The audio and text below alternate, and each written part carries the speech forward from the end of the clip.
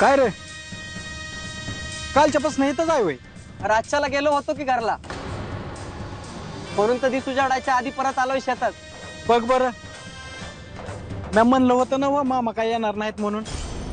असं काय नाही र, येतील ते. मामा आपला नियम नाही मोडणार.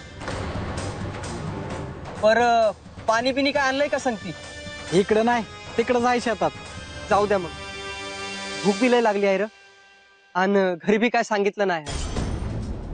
आता मामा ये पतूर असंच बसावं लागल. अरे चल तिकडं माझ्या शेतात, माझी नेहरी येणार आहे, मग दोघं मिळून खाऊ. नाही बाबा, उगाच म्या तिकडे यायचो आणि मामा इकडे येऊन जायचं. नाही येत रे मामा. उगाच काय बी बोलू नकस, येणार आहेत ते.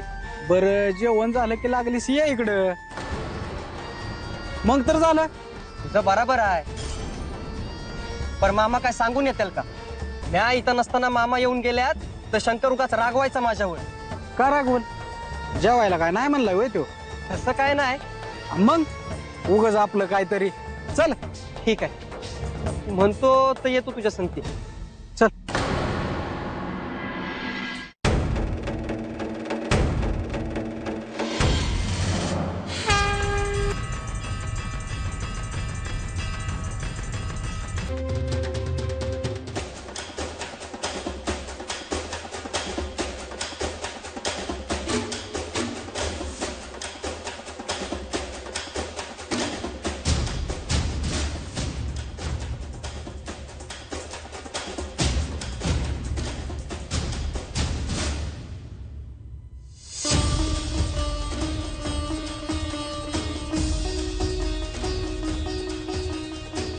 काय रे, कुणीतरी येऊन गेलं का इथनं?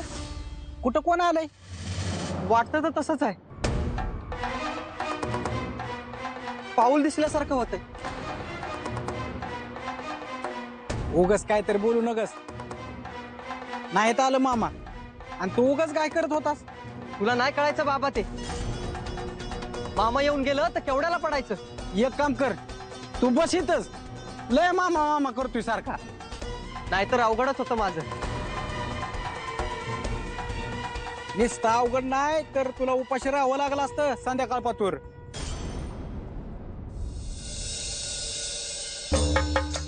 धोंडीबा, ए धोंडीबा, काय र, काय झालं? अरे बाळू मामा इथं येऊन गेलात. काय? होय, मला जाता जाता भेटले, म्हणून मी तुला सांगायला आलो.